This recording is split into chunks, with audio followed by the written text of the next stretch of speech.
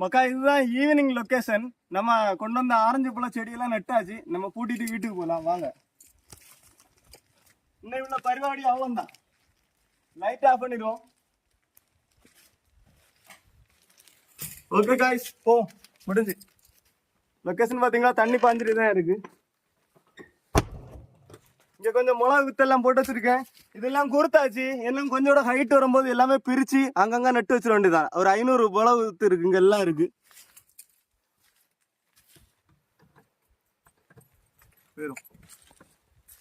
தண்ணியை பார்த்தீங்களா, அது தண்ணி இருக்கு பாருங்க, தெரியுதா உங்களுக்கு? அருவி, கோடி அருவி இல்லை, ஒரு அருவி தான். சரியா, பார்ப்போம் இப்போ.